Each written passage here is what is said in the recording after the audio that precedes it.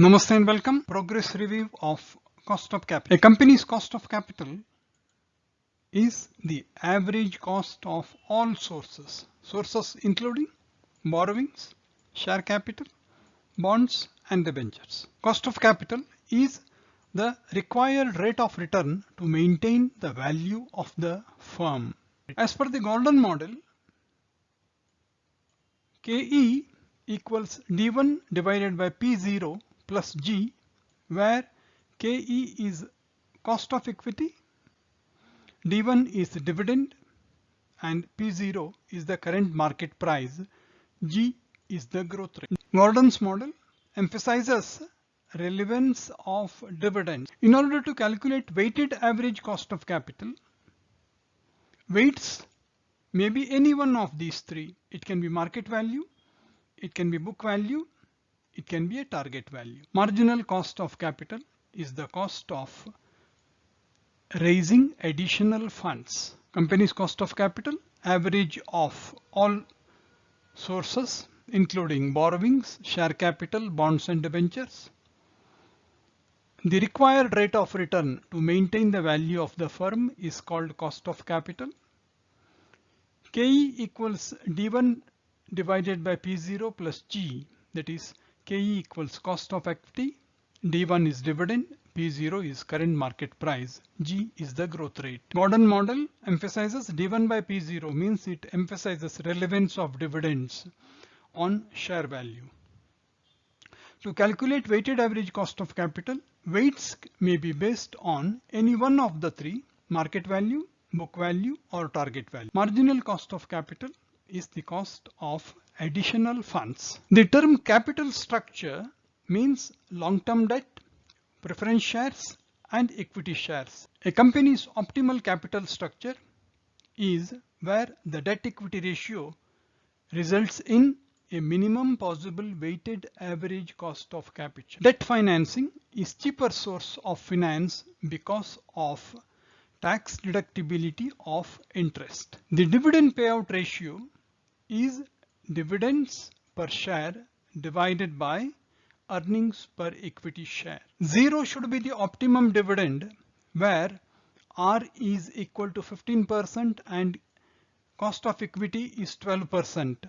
If the return within the company is more than the cost of equity, it is better the company doesn't pay dividend. If the company's dividend payout ratio is 60%, ROI is 16%, the growth rate should be equal to reinvestment is 100 minus DP ratio. 100 minus DP ratio 60 means what is plowed back into the company is 40%. Growth equals reinvestment into ROI means 40 rupees is invested at the rate of 16%. Therefore, growth rate for the company is 6.4. Capital structure means long-term debt, preference stock and equity shares. Optimal capital structure is where the weighted average cost of capital is the minimum.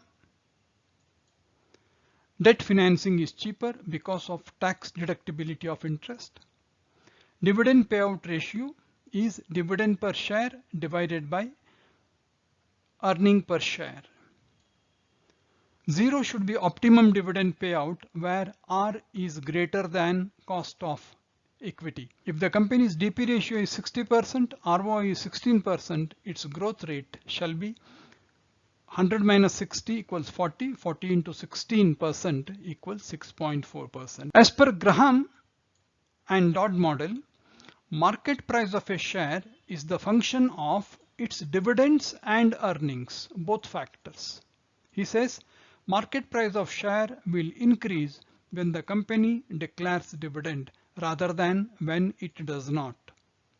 His formula is P equals M into D plus E by 3 means he focuses on dividend. John Williams' theory was that intrinsic value of a company was equal to present value of future dividend. Earnings are only a means to an end.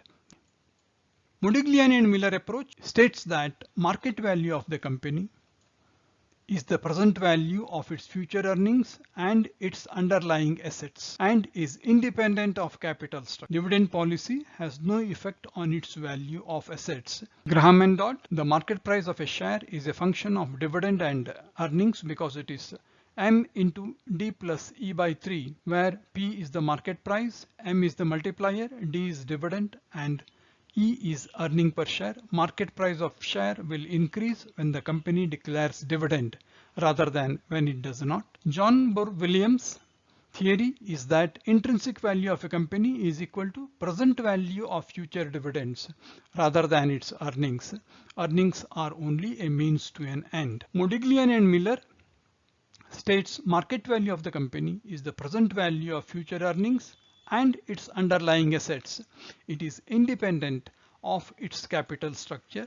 Dividend policy has no effect on the value of assets. Thank you so much. Thanks a lot.